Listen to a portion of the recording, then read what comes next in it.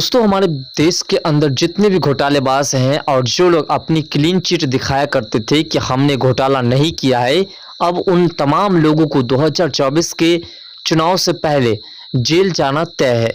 और ऐसा इसलिए कि इन लोगों ने ऐसे ऐसे काम किए जिसकी वजह से विकास तो नहीं हुआ, लेकिन विकास के रास्ते में बड़ी सी दीवार जरूर बन गई। और इसी बात को लेकर के अब सीबीआई और ईडी पूरे एक्शन में है। दोस्तों, आज के इस वीडियो में बात करने वाले हैं कि दिल्ली के आम जनता पार्टी के नेताओं के साथ जो हो रहा है और जिस प्रकार से उसे घसीट करके जेल में डाला जा रहा है, इसी मुद्दा पर चर्चा करने वाले हैं कि आखिर उन लोगों को घसीट करके ही क्यों डाला जा रहा है और इन लोगों के ऊपर कार्रवाई की प्रक्रिया कहां तक गई। और इन लोगों को, जैसा कि आपको पता होगा कि संजय सिंह को 5 दिन का रिमांड भी मिला है, तो इन तमाम मुद्दा पर आज के इस वीडियो में चर्चा करने वाले हैं। और साथ साथ इन लोगों के जो काले करतूत हैं, उन पर जो पर्दा डाला हुआ है, उसे भी हम दिखाने का प्रयास करेंगे। आपको बता दें कि दिल्ली शराब घोटाला मामले में रॉस रेवेन्यू कोर्ट ने आम जनता पार्टी के सांसद संजय सिंह को ईडी की 5 दिन की रिमांड पर भेज दिया है। हालांकि ईडी ने कोर्ट से 10 दिन की रिमांड मांगी थी, लेकिन एजेंसी ने कहा कि हमें डिजिटल डेटा निकालना है। संजय सिंह को दूसरे लोगों के साथ बिठा करके भी पूछताछ करनी है।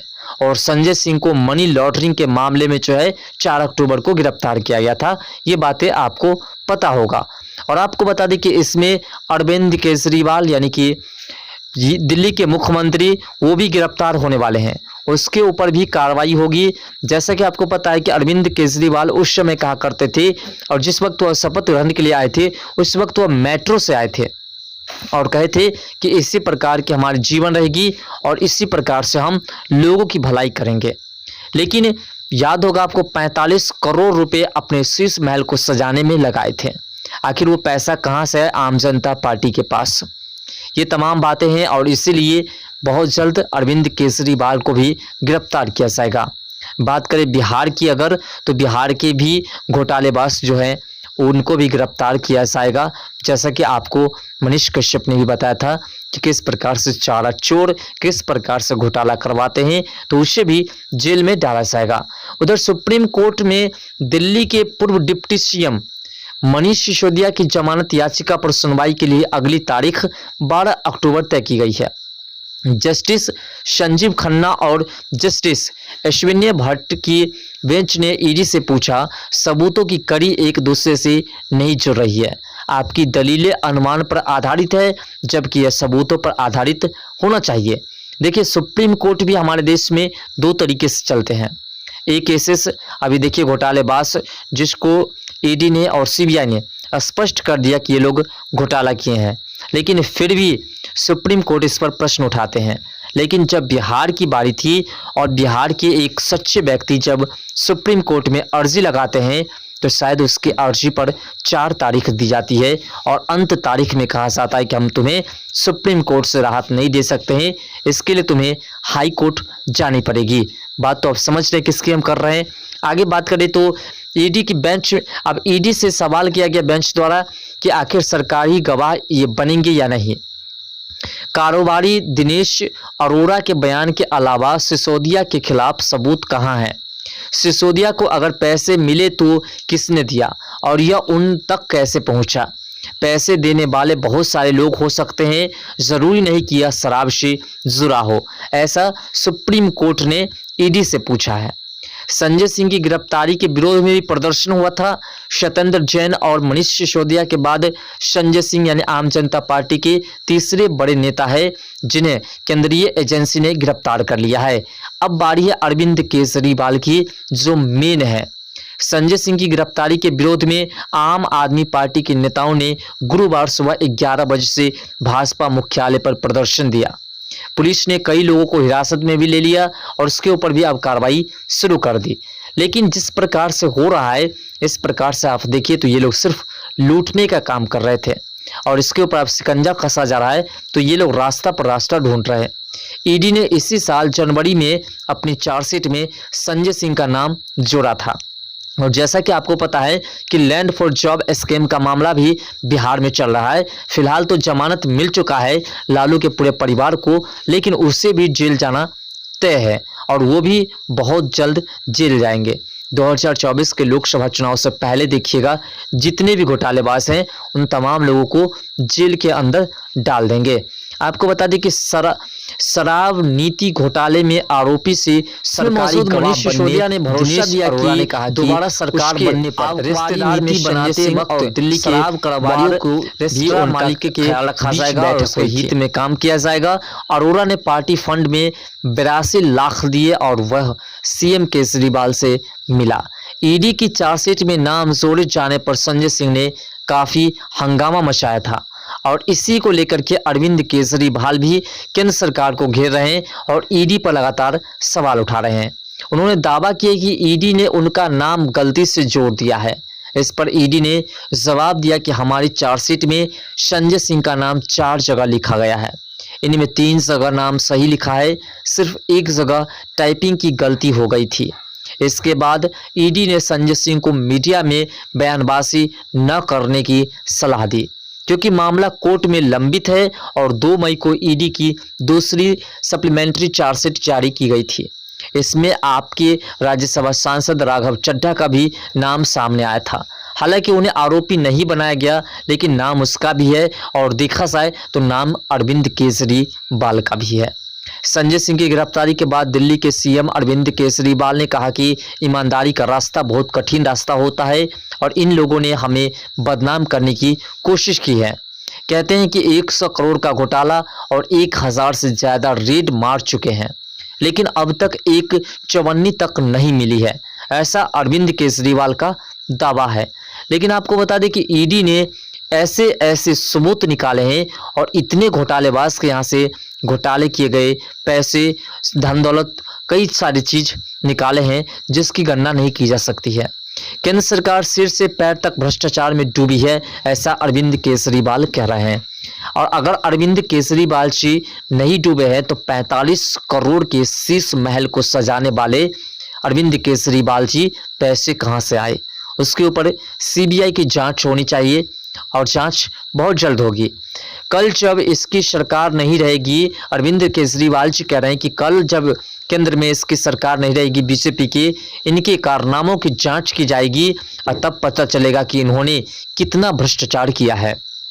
उस भ्रष्टाचार के खिलाफ संसद के अंदर और बाहर संजय सिंह की आवाज थी जो मोदी जी को बर्दाश्त नहीं हो रही थी।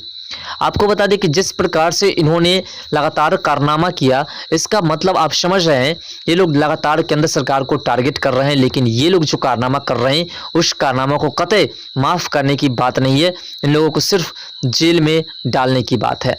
अब आपको बता दें कि भाजपा सांसद मनोज तिवारी ने कहा कि आज आम आदमी पार्टी के तीसरे स्तंभ की गिरफ्तारी हुई है। ये आज स्वतंत्र जैन से चल करके मनीष सिसोदिया और फिर संजय सिंह तक पहुंची है। मेरा मन कहता है कि ये बहुत जल्द अरविंद केजरीवाल के गिरोबानों तक भी पहुंच जाएगी। आप सोच सकते हैं कि बीजेपी के ऊपर ये डायरेक्ट भ्रष्टाचार का आरोप लगा रहे हैं, जो कि अभी तक ऐसा कुछ भी नहीं है। अगर जो गलत करेंगे उसके ऊपर तो कार्रवाई होनी ही है, लेकिन मनोज तिवारी ने साफ खुलासा कर दिया, आपने देख लिया है। अब 5 ऐसे पॉइंट पर बात करेंगे जिसको लेकर के शराब नीति घोटाले के बारे में जो पूरी जानकारी है उसे समझ पाएंगे। बात करते हैं कि दिल्ली के डिप्टी सीएम मनीष सिसोदिया ने 22 मार्च 2021 को नई शराब नीति का ऐलान किया। उन्होंने कहा कि इस नीति से शराब की दुकानें निजी हाथों में चली जाएगी। सिसोदिया से जब नई नीति लाने का मकसद पूछा गया तो उन्होंने 2 तर्क दिए। पहला, माफिया राज खत्म होगी और दूसरा, सरकारी खजाना बढ़ेगा। वही खजाना जो अरविंद केजरीवाल जी 45 करोड़ रुपए अपने शीश महल को सजाने में खर्च करते हैं। 17 नवंबर 2021 को नई शराब नीति और 2021 से 22 लागू की गई। इससे शराब कारोबार से सरकार से बाहर हो गई और ये बिजनेस निजी हाथों में चला गया। कई बड़े डिस्काउंट देने से शराब की जम करके बिक्री हुई है। इससे सरकारी खजाना तो बढ़ा, लेकिन इस नई नीति का विरोध होने लगा। अब आपको बात करें दूसरे पॉइंट पर, तो 8 जुलाई 2022 को दिल्ली के मुख्य सचिव नरेश कुमार ने नई शराब नीति में घोटाला होने का आरोप लगाया। उन्होंने इससे जुड़ी एक रिपोर्ट एलसी बीके एक्सेना को रिपोर्ट सौंपी और इसमें बताया गया कि सिसोदिया ने लाइसेंसधारी शराब कारोबारी को अनुचित लाभ पहुंचाया है और उधर एलजी ने भी कहा कि उनकी और कैबिनेट की मंजूरी के बिना ही शराब नीति में बदलाव कर दिया गया है।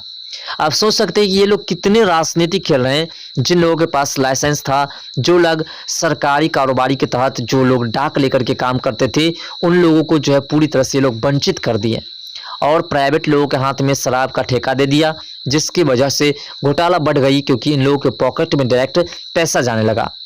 अब बात करें अगस्त 2022 को जब सीबीआई और ईडी ने केस दर्ज किया था।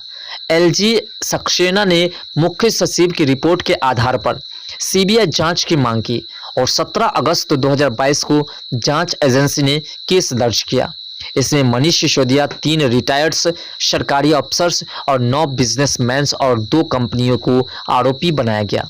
सभी पर भ्रष्टाचार से जुड़ी धाराओं के तहत केस दर्ज किया गया था और 19 अगस्त को सिसोदिया के घर और दफ्तर समेत 7 राज्यों के 31 ठिकानों पर छापेमारी की गई। इस पर सिसोदिया ने दावा किया कि सीबीआई को कुछ नहीं मिला। इधर 22 अगस्त को प्रवर्तन निदेशालय यानी ईडी ने सीबीआई से मामले की जानकारी लेकर के मनी लॉन्ड्रिंग केस दर्ज किया। वही बात करें कि विवाद जब बढ़ता गया तो 28 जुलाई 2022 को दिल्ली सरकार ने नई शराब नीति को रद्द कर दिया। अब सोचिए कि जब घोटाला करके पेट भर गया इन लोगों का, तो इन लोगों ने क्या किया, यानी अरविंद केजरीवाल ने क्या किया, नई नीति जो लागू की गई थी, जब देखा कि लगातार ईडी जो है पहुंच रहा है सभी के गिरवान पर, तो सोचा कि हमें बचने का सिर्फ एक ही जरिया है और इसलिए अरविंद केजरीवाल ने उस नीति को रद्द कर दिया। फिर से पुरानी नीति लागू करने का फैसला लिया और 31 जुलाई को सरकार ने कैबिनेट नोट में बताया कि शराब की ज़्यादा बिक्री के बाद भी सरकार की कमाई कम हुई क्योंकि खुदरा और थोक कारोबारी शराब के धंधे से हट रहे थे। अब देखिए, ये लोग शराब के धंधे से हट रहे या क्या कर रहे, ये मायने नहीं है। मायने ये है कि आखिर ये लोग किस प्रकार से अपने पॉकेट को भर सके। मनीष सिसोदिया के पास एक्साइज डिपार्टमेंट था और इसलिए उन्हें कथित तौर पर इस घोटाले का मुख्य आरोपी बनाया गया था। कई बार पूछताछ के बाद जांच एजेंसी ने 26 फरवरी को उन्हें गिरफ्तार कर लिया। फिलहाल वे जेल में है और सीबीआई ने सिसोदिया पर आरोप लगाया कि एक्साइज मिनिस्ट्री होने के नाते उन्होंने मनमाने और एकतरफा फैसले लिए जिससे खजाने को भारी नुकसान पहुंचा और शराब कारोबारियों को फायदा हुआ। इस पूरे मामले में आम आदमी पार्टी को भी आरोपी बनाया जा सकता है। ईडी के सूत्रों के मुताबिक जांच एजेंसी इसके लिए कानूनी सलाह ले रही है। सुप्रीम कोर्ट ने एक दिन पहले ईडी से पूछा था कि अगर पीएमएलए के तहत शराब नीति से एक राजनीतिक पार्टी को फायदा पहुंचा तो फिर वह पार्टी इस केस में शामिल क्यों नहीं है। कोर्ट ने दिल्ली के पूर्व डिप्टी सीएम मनीष सिसोदिया की जमानत याचिका पर सुनवाई करते हुए जांच एजेंसी से पूछा था, शराब नीति से सीधे राजनीतिक पार्टी को फायदा हुआ तो वह मामले में आरोपी या पक्षकार क्यों नहीं है। यानी कि सुप्रीम कोर्ट भी पूछ रहे हैं कि आखिर अरविंद केजरीवाल क्यों नहीं इसमें दोषी है। कोर्ट के रुख के बाद जांच एजेंसी अब कानूनी सलाह ले रही है और बहुत जल्द अरविंद केजरीवाल के ऊपर भी कार्रवाई की जा सकती है। अब सोचिए कि जिस प्रकार से घोटाले की नीतियां लगातार चल रही है, इस लिहाज से क्या हाल होने वाला है। और सिर्फ ये तो दिल्ली के कारनामे थे। बात करें अगर बिहार की, तो बिहार की यानी कि कुल मिलाकर के बात करिए, बिहार को छोड़िए, कुल मिलाकर के बात करिए कि इंडिया गठबंधन के यानी इंडी अलायंस के जो जितने भी नेता हैं, वो किसी भी पार्टी के हो, आरजेडी के हो, जदयू के हो, डीएम के हो या आम जनता पार्टी के हो या सपा के हो, जिसका भी हो, तमाम लोग कहीं ना कहीं भ्रष्टाचार जरूर किए हुए हैं और यही कारण है कि आज उन लोगों के ऊपर कार्रवाई की प्रक्रिया शुरू है और ईडी और सीबीआई लगातार छापामारी कर रही है। फिलहाल दोस्तों, इन लोगों को जमानत मिलेगी या फिर अरविंद केजरीवाल भी जेल जाएंगे, इसके बारे में आपका क्या विचार है, कमेंट सेक्शन में अपना राय जरूर दीजिएगा। तो मिलते हैं नेक्स्ट वीडियो के साथ, तब तक के लिए बाय। जय हिंद, जय भारत, जय बिहार, जय मिथिला।